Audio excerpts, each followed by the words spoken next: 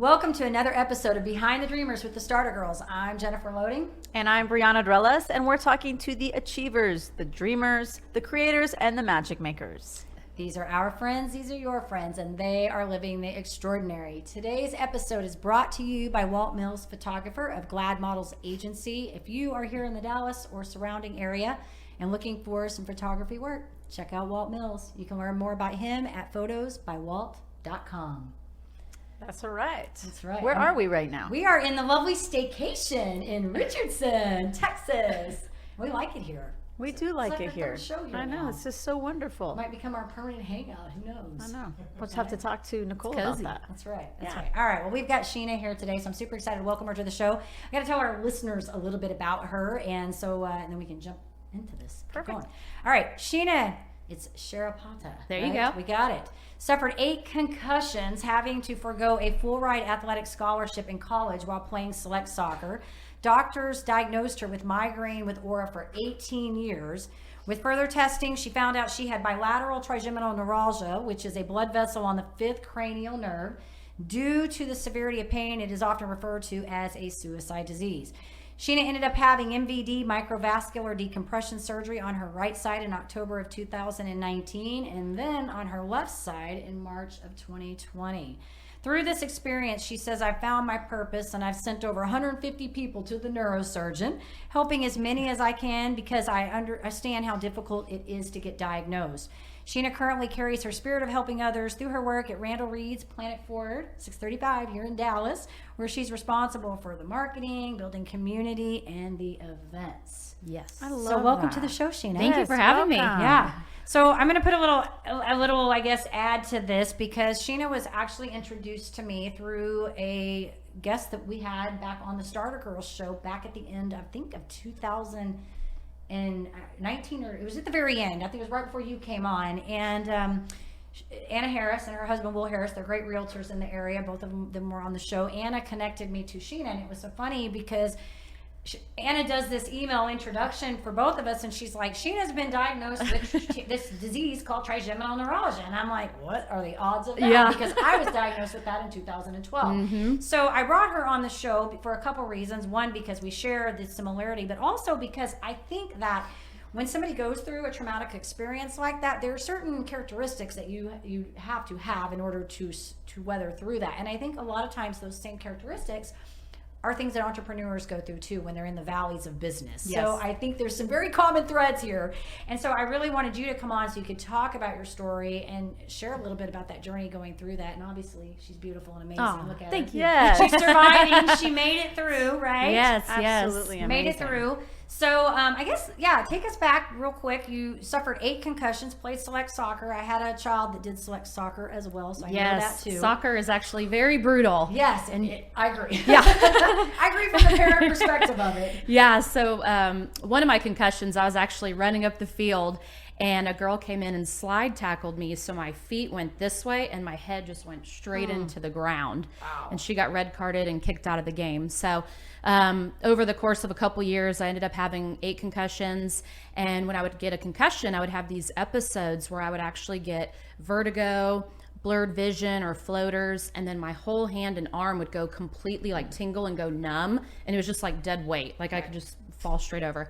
And then it would go into my nose, my tongue, my teeth, nerve pain, and then I'd have like this ice pick pain up into my eye, and I'd throw up. And all these doctors were like, your scans are clear, you have migraines. So, I'm watching all my friends go to college and play, on athletic scholarships, and I had to just sit there and watch and quit. And I'm like, why? Why is this happening to me? And so I ended up just I went to the University of Oklahoma and didn't play sports. And then all those symptoms kind of changed, and I had this crazy, crazy pressure, like my head was in a vice, and it felt like my eyes were going to pop out of my head. And I even had my eye pressures checked thinking something was off, but it was normal.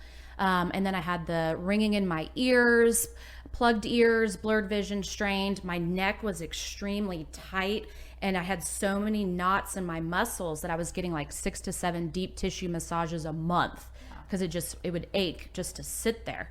And then when I was about 32, I started getting what felt like a worm was moving in my head right here. So almost if you imagine like a signal going across a wire, and it would tighten up in my head. And I'm like, what is that? And then I started getting electric shock in my eye and in my ear. So I'd be talking to someone and just go like that. All of a sudden they're like, are you okay? I'm like, I don't know what's wrong with me.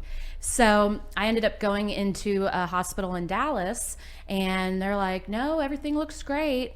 And thank goodness my mom and dad went with me. And my mom goes, my sister, so my aunt has trigeminal neuralgia. Can we check for that? So you actually have 12 cranial nerves in your head, and your fifth nerve is your trigeminal nerve that runs like this. And if you have a blood vessel sitting on it, if you Google this, it says you have nerve pain in your teeth, shocks in your teeth, and you're familiar, most people can't even, eat food or brush their teeth. They have to blend their food, and you can't even touch your face. Well, I didn't have any of that. So they're like, no, you don't have that, but we can do a Fiesta MRI with and without contrast to see if you need to do, just to rule it out. Right. So it comes back negative. I'm devastated. And then 3 days later, I get a phone call at 7 p.m, and the phone lights up and it says neurosurgeon, and it wasn't programmed, just, how the phone works. I was like, hello? And they're like, hey, this is, doctor, just letting you know, you actually have this. You can take anti-seizure pills your whole life, do laser radiation, or you can have surgery. Just let me know. Bye. I was like, wait, what? Right. Are there more options? So that kind of got me to my diagnosis, and I didn't really find many answers locally. So I typed in the MVD surgery, and Dr. Michael Lim, who is at Johns Hopkins, this video popped up. And I just had this feeling from above. I called it. I'm like, that's where I'm supposed to go. So I ended up calling Johns Hopkins, and at the time, you couldn't pick your neurosurgeon. So I sent all my paperwork, and 3 days later, they're like, you've been assigned Dr. Lim. And I'm like, okay, this is meant to be. It's amazing. Yeah. So I'm stubborn and booked a flight for 7 a.m., then flew out there, had like a 2 o'clock appointment, and flew back 7 o'clock at night by myself. So Ubered to Johns Hopkins, had the appointment, and he's like, I can help your shocks and stabs, but I don't know about any of this other stuff. So that kind of like deterred me a little bit. Yeah. And then I said, what would you do if you were me? And he paused and said, I know God's telling me to tell you, I know I can help you with surgery. I was like, all right, let's do this. So I ended up having surgery on this side in October 2019, and they drill a tiny little hole behind your ear, and they go in and put a spacer, a Teflon spacer between the blood vessel and nerve so they don't touch. And after he put the Teflon in, I had another place touching that was going into my brain stem. So he was able to decompress that and had to leave just a little area touching. And afterwards he goes, I'm so thankful you came to me. If an inexperienced neurosurgeon would have cut that or messed with that, you could have had a severe stroke. Right. So, yeah. Wow. It's a crazy story, yeah. isn't it? And the thing, and that's the thing with this disorder is that it is so extremely painful. So the part where you said, well, I hopped on the plane and went out there, I could totally see that happening, because when you're in the middle of that, it is so freaking painful. You will do anything to end it. Like, you will drive across the country if you have to get it over with. Yeah. And even the mindset that we're in. So like during surgery, I mean, most surgeries you have to do this anyway, but I had to sign off on vision loss, hearing loss, worse problems, facial paralysis, coma, or death. And I was like, all right, sign me up. Sign me up. Like, there's a fix potential it. for me to be better, sign me up. Right? Yeah. And they say only 1% to 2% of people have it on both sides. And if you actually speak to a lot of these neurosurgeons and say you have issues on both sides, no, it can't be trigeminal neuralgia, and they won't even listen to you. So I never talked about my other side ever. So once this one was done, I was like, hey doc, can you look at the imaging on the other side? And they're like, yeah, you have it on the other side too. I was like, is this a joke? Yeah, it's so interesting though with these kinds of conditions, because I had an atypical case which there was no compression. They could now maybe there was, and they missed it. I don't know. I had an MRI done and they didn't find it. And so what I find interesting about this whole thing is that they feel like they have this clear-cut diagnosis with these things. And I know when I was diagnosed in 2012, and so when I was diagnosed, They really didn't have groups on Facebook. I didn't know Right, anybody right. that had the condition. Right. So there was none of this, hey, let me talk to you and say, Yeah. what are your symptoms? What are Right. your symptoms? I didn't know. And You're so still in the you dark. would go into a doctor. It took them 5 months for them to diagnose me with this, because I would go into a neurologist, I would go into a doctor, I'd go back to the dentist. Yep. I mean, they just would push me around in a circle because the symptoms weren't normal. Yep. They weren't classic. Like, I would be fine, then I wasn't, then it would just be unending pain that just was every day. So I think it's interesting that they get hung up on these are the only Yes. symptoms that can be for this condition, and we're not going to, if you don't fit the box, Yep. you can't have that. Yep. You know? Yeah. So thank goodness you pursued it. is my Yes. point. Yes. Oh, and Yeah. at the time, my parents, they were like, can you find a neurosurgeon in Dallas so we can take care of you? Because, they didn't know. And most people think flying across the country is insane to do. But when you have that. Not when you have that. Yeah. Yeah. So I went to this Dallas neurosurgeon also, who was very well respected and recommended. And walked in, never shook my hand, said, your blood vessel is barely touching your nerve. It's probably sinus pressure. Good luck getting your insurance company to cover this, never being on anti-seizure meds. And my favorite I've ever heard, to my face, you don't look suicidal to me, because it's known as the suicide disease. Right. And I just bawled. Yeah. And then my mom and dad were like, how did it go? And I was like, I'm going to Johns Hopkins. They're like, okay. Yeah. No, I can certainly, I'm not going to say I know how you feel with everything, but I've wrong with certainly people? been through Yes. that, and I can understand that there's a lot of, I guess, dismissing, Yes. gaslighting that goes on. I even talked about that in my book, about the gaslighting, because you would go to one place and you go to another, and they think you're crazy. They're like, well, if you would calm down, you'd be better. Well, I can't calm down because I'm not better. Right. You're not giving me answers, so how do I get better if I Right. don't know? So when you even said earlier, when you got diagnosed, you actually kind of smiled. And Yes. I thought about that, because there's that whole part in there where when you finally get a diagnosis, you go, it's not that you enjoy having a diagnosis. You just want the clarity to know you're not crazy. It's now relief. you know you've got something. What do you do now with it? It's your validation. Exactly. You I'm finally. not nuts. Yes. Exactly. Yes. Yes. And like she said, there's so many different symptoms, and now it's almost like there's this whole head trauma side to trigeminal neuralgia, and a lot of people don't recognize that yet. So if you literally go to the doctor, oh, your face is fine. Nope, you don't have it. Or the imaging. My cousin, she was actually in Michigan in the ER for 7 nights. Concussions, cheerleading, and then she goes, look, I need to be tested for this. My cousin has this, her mom has it, and they look it all over like, nope, you're good. We don't see anything. So, anyone would normally respect the doctor, and she was devastated. I said, Erin, this just means that you need to go to Dr. Lim. Yeah, you need to get moving. So she sent the MRI there, and he found 2 places touching, and she had surgery. Yeah.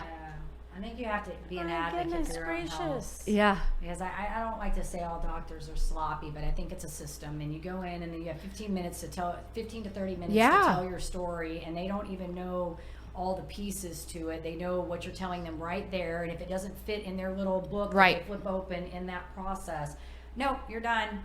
Well, no, you're in severe pain. And the thing with nerves is nerves can do all kinds of things. Right. Like this idea that we have that you have to have something compressing on something. A nerve can go bad. Like you can do something to something. You know, like cut your finger, you're gonna feel nerve pain. So I think you have to be an advocate for your health, and I certainly can respect that. And the fact that you went through both of those surgeries, because I'm well aware of those surgeries, not something I had to do. But I am well aware, because we talked about all the different options. Right. Of doing. And even everything you've done, if you're able to do that without surgery, like 100%, that is like, do that, I was very lucky, but I will say I was very lucky in mine, but it wasn't an easy feat, and I still have nothing like that anymore, but I still have flare-ups every once in a while. Right. With it, because mine's atypical. There's no real fit case to that, so you can't look at it and go, let me look at the MRI and find the exact spot where it's doing that. Right. And there's a lot of things that you talked about concussions. You hear a lot of people come out of the dentist with it. They go in, have a dental procedure, and all of a sudden they have trigeminal neuralgia. Right. And they'll say it was already there. And Right. I don't know that I necessarily think that. I don't either. But I do think there's something too with those migraines and the aura. Yeah. And that's what's scary, is more of the traditional, what is well known or what's on Google is from a bad root canal or the tooth pulled and they're damaging the nerve. And it's like, who knew, like, going to the dentist that could happen. Yeah, I didn't. And a lot of people think, I'm getting chills right now. Thinking, yeah. I hate going to the dentist. Yeah. Like, I'm scared. Yeah. I get nervous every time I have to go to the dentist. Yeah, And and especially if they say work. yeah. We got to do dental work. What side are you? Yes. Like, where? Is it the front, the back, where? Yeah, where? And there's people who have gotten 2, 3, 4 teeth pulled thinking that's what the problem is. And it's really this branch of the nerve that's running right there. But now with the head trauma, most of these people are having it bilateral who have the head trauma. And that makes sense. Yeah. That absolutely Yeah. makes sense. Crazy stuff. You're amazing. I So try. yeah, I kind of want to ask you a question here. Like, what did you learn in going through this? What did you learn about yourself in this process? Oh, Because gosh. this is hard. Yeah, the biggest thing is mindset. So anyone who goes through surgery, I'm like, look, this is all about speaking into existence, faith, positivity, and mindset, and God, obviously. So there was a part of the process where, I was like, why is this happening? Sure. And then I call it my voice. I'm like, I hear from above, and it was like, okay, just get the surgery done. Everything is going to be okay. And then on the second one, it was like, get the surgery done, show that you can be bilateral, spread awareness, and go start a nonprofit. I was like, what? I don't have time for that, but hopefully that'll be coming soon. But I've learned that we have no control, and that you have to let go and let God. That's my new motto in life. So I used to stress about a lot of things, and what if this is going on at work, or what if this is going on in life? And I'm like, you know what? Sometimes things happen to us and they're horrible. Mm-hmm. But me going through this whole experience has allowed me the opportunity to now help hundreds of people. Yeah. So it's kind of like, if you're going through something bad, look for the positive, look for the opportunity, and where can you help other people in this? I think that's so good because, when you go through hard stuff, they call that a suicide disease because it's extremely painful. And the problem, I remember me, like when mine first started, I went to this, I love acupuncture is my go-to every time I have something. And I went to an acupuncturist, and I remember him telling me, this was like the first 2 weeks I was in this, he said, anytime you deal with chronic pain for more than 2 weeks, it starts affecting your mental state. It starts playing on you. And I talked about this in my book, about some of the mental stuff that I went through, and how if I remember, thinking like if there had been a gun sitting on the island, I would have just been done. Like I would have just put myself out of it. It was so painful. But I think you learned some valuable lessons in that. And I think, it taught me a lot about grit and persistence and being an advocate for my own health and really not taking the first piece of something that comes, if somebody says something and I don't feel good about that, I'm going to keep digging and researching. So I think you said some really good things there about mindset. And I think the mindset has to be that no matter what you're going through, you're an advocate for who you are, whatever it is you're going through. You know your own pain and you know your worth, and you have to persist and go through that. So I think you learned some really good things there. It's just like a lot of people say, what if, like, what if I get fired, or what if this doesn't work, or what if, and I'm like, well, what if good things happen? What if it does work? What if you do get the raise? So it's like, you got to do the self-talk and be positive. Yeah.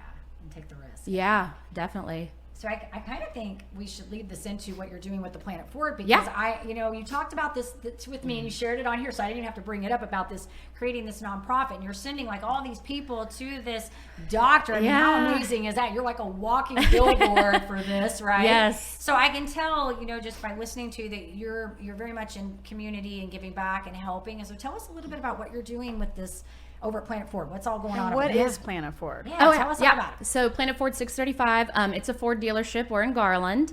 And then we have an aftermarket lifted truck company, which is called Rad Rides. So you can buy a truck through us. And then if you want to put like a lift, wheels, tires, bumpers, lights, whatever you want, outfit it.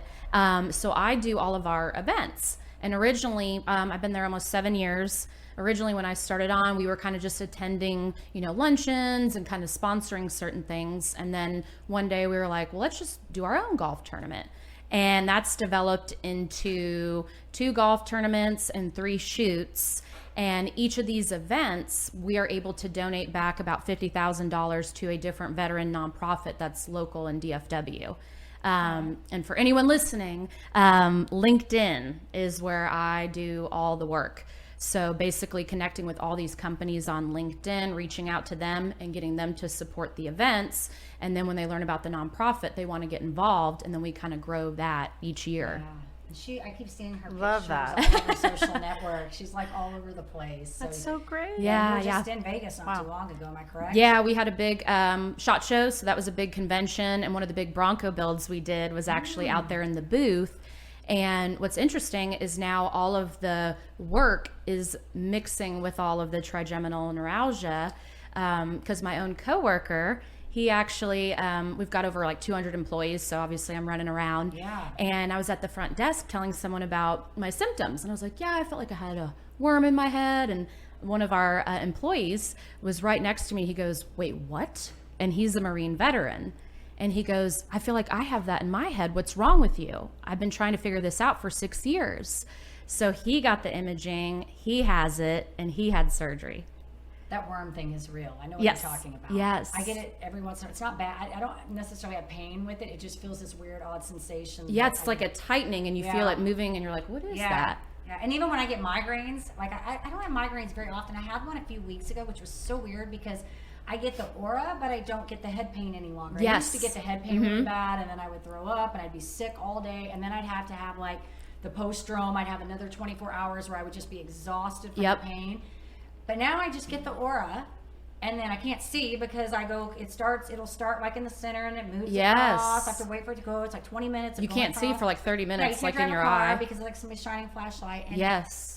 But then I won't have any pain after that and I'm fine. I'll just go function.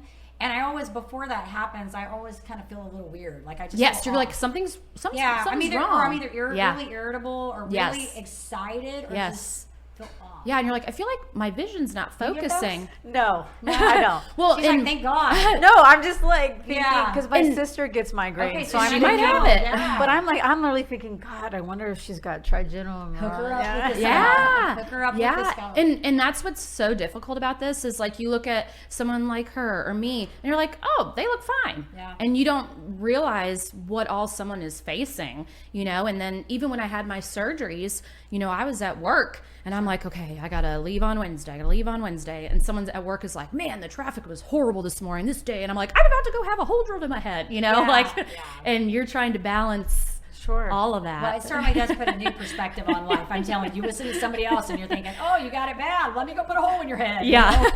Put a drill in your head. It's like, you don't know what bad is. Yeah. Well, let me pass that disease on to you for a while, right? Yeah. I think you're amazing. You got Thank great you. energy and you're obviously doing well. I had another really good question I wanted to ask you. Well, I was just going to ask, because this focus on positivity and speaking things into life, all of that, God, you've been through a lot. So I know that you've had days where you're like, this sucks. Yeah. This is really hard. When the going got tough for you, how were you able to flip it, and flip the script for yourself? That's good. Yeah. Gosh, I think the hardest part was when I didn't have the diagnosis because I was like, this is just what it is. This is it. And I would have days where I would literally walk across the street to the gas station because I would randomly just cry. Like it makes you emotional and I'm always happy. And then I would just start crying and you feel bipolar, but you're not. Because you're hurt. Yeah. So I'd go and wash my face, put my makeup back on, go back to work. I didn't ever miss work. No one knew. And then my favorite is I'd be at home and I'd go take a shower and sit on the floor and cry. And I'm like, okay, this isn't a Lifetime movie. Like, get up, Right. So, but once I had that diagnosis, I kind of was like, okay, you know what? There's a reason. There's a reason for this. There's a reason. And that's what I just kept telling myself. And I actually would get more nervous to talk in front of people than I was the mornings of both my surgeries. So Dr. Lim, you just felt that connection with him where you felt so comfortable that the morning of, I was just like, all right, let's do this, and I felt comfortable. And that's why I tell people, if you're going to have this surgery, it is all about that mindset and speaking into existence. Because if you're not in the right headspace, you don't need to be doing the surgery because it's a lot with the recovery and being patient. And, it's scary because you wake up and, you could be dizzy or have, still have shocks. And a lot of people think it didn't work, Right. I learned to have a really high pain tolerance because most people are off anywhere from 4 to 12 weeks. And then I was back at work after 2 weeks on both sides. Oh, wow. Yeah. Oh, So, but amazing. But when I went through this, I had no clue. Like when I woke up, it was, okay, does everything work the same? What's going on?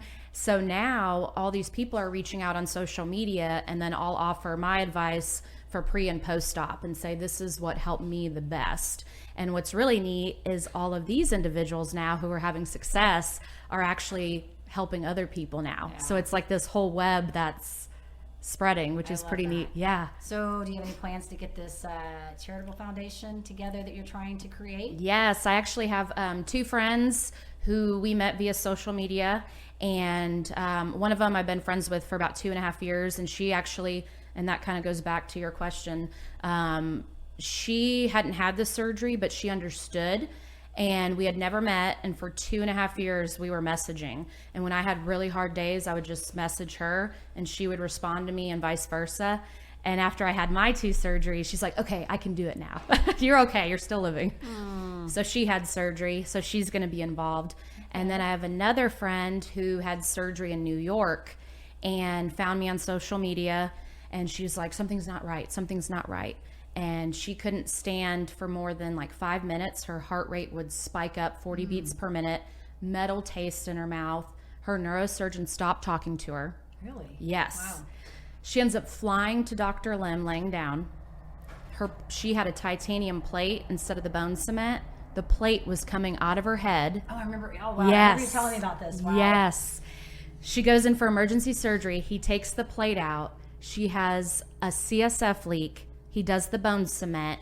And 1 week later, I get a selfie of her at the soccer field with her kids. And I'm like, that is what it's about. If you have migraines, Yes. or aura, any of the above, you Or need to zaps. connect with this gal so she can connect you to Dr. Lim. Yes. For sure. And just so everyone knows, obviously, Dr. Lim, he's now at Stanford in California. They do virtual consults in Texas, and they do absolutely nothing for me. This is me just trying to help. You definitely need to get your Yeah. foundation put together. Yeah. You're doing a lot of good. Yeah. I think it's awesome though that you're taking that whole story and the negativity that came with that, and Right. you flip that around, like, okay, now how do I help people that could possibly be going through this? Because like I told you, there wasn't a lot back then. I mean, I think you're finding out more people. I mean, I've met several people now that have been diagnosed with it. And when you're in the middle of that, in the middle of a condition, and you don't know anybody that's walking that walk, it's rough. Because you like we talked earlier, you get told you're crazy, so you don't really have a lot of people that can relate to that. Yeah. So and there's so many doctors, like my friend. I mean, they go somewhere and there's plates coming out of people's heads. Or I have another friend who had surgery in Germany, and she flew to Dr. Lim, and when they went in there were 2 veins wrapped around her nerves, suffocating it, that they never even addressed. So he just cauterized them, and then she was good. better. Yeah. What? So it's like you can't Crazy. Crazy. you can't just go anywhere. This guy's a miracle worker. Yes. So you learn something new every day. I've learned a lot of amazing things. Well, and for me, I'm in the camp of, I don't get it that you have migraines. Like, are they really that painful, or is it really that debilitating? And like, suck it up, right? And I mean, I wouldn't say that to my sister, of course. And I've had a migraine once in my life, and that's the only thing that I could think of in terms of me being, sympathetic about it, because once I experienced it, I was like, whoa, like this is real. And there's even a part, I forgot this part, but I would get here, like I would ice my eye and ice my neck, and it was the part of the nerve here and here. Yes. And basically it feels like someone's pulling a rubber band in your head like that for 48 hours. Yeah. Oh. And you just ice to try to make it go away. It's awful. Yeah, it's definitely not a fun disorder. So I'm absolutely glad that you are feeling better Thank you. and got what you needed to take care of that. And that you're spreading so much awareness, and it's beautiful. Thank you. It really is. It's a blessing. I mean, just to be able to help people. I mean, Sure. you obviously have been through it. Yeah. It's not fun. I think we should do some fun rapid fire. Okay. Yeah, let's do some fun rapid fire. This has been good, Sheena. And I think anybody out there that is, that, like I said, has migraines, wants to look into that further. I mean, because I think a lot of people get diagnosed with migraines and they're just told they have migraines and Right. the deal, Right. So maybe they need to explore that and see, Yes. That And is a possibility. also, a lot of different doctors, based on who they go to, will say you have to take these meds for a year or 2 years before we'll even look at. And I'm like, and those people are on disability and they can't function or work and have to quit their careers. So it's like, you don't have to go that route, you know. We need to connect There are them to. options. That's right. All right, so let's do some fun rapid fire. You want to start? Yes. Okay. I would love to know, tacos or pizza? Tacos. Tacos sounds so good right now. Food. We got lots of Mexican food. I tell you, That's like me. that's always comes up is the Mexican food. Okay. First concert you ever went to? Oh, Keep coming back I'm to embarrassed by this one. Backstreet Boys. Streets back. I heard them the other day and I was like jamming out to them, but then I caught your New Kids on the Block the other day and I'm like, I was watching, they keep popping up in my TikTok. I'm like, why do New Kids on the Block keep coming in my They're TikTok? about to be on tour. Yeah, apparently they want me to see it. I was a little older, so they weren't mine. That was her jam. That was my jam. My sister liked them, I think, too. So Oh, Coke or Pepsi? Coke. good answer. All right, favorite destination spot. I would say where I've been recently, Key West. Oh, It's fun. very cool. This will be our last question. Go for it. If you could be any animal, what would you be? Any animal. That's a good one. We haven't done this one in a while. I don't know why a cheetah popped in my head I for told some her to reason. say a cheetah. I was like, she's gonna say a lion, cheetah, something. I could totally see it. Meow. Yeah. You need to put some cheetah boots on or Yeah. something, you know? This is good. It's fun. All right. So if our guests wanted to connect with you, where do you want us to send them so they can find you? Probably Facebook, just under my name. So Sheena Sharapata, LinkedIn. That's a big one. I'm working on getting a website, but for now, just for social. We're going to be cheering you on to get Yeah. that foundation created. And if you need any connections on that, like, advice or anything, let me know. We can hook you up with some people. Absolutely. I appreciate it. We're excited for That you. have, a lot of people that have them. So fun Absolutely. stuff. Yes. All right. Well, to our listeners, we want to say if you enjoy our show, please be sure you give us a rating both on iTunes and Facebook because we can't do this without you, and hit the subscribe button on YouTube. That's right. And we would love to leave you with a final thought. This one is from Robert Brault. Enjoy the little things, for one day you may look back and realize they were the big things. That's a good one. I thought that was good for you. Yeah, That is good. That's good. Absolutely. All right. like that. To live the extraordinary, you have to start, and every start begins with the decision. You guys take care, be safe, and be kind to one another. We will see you next time.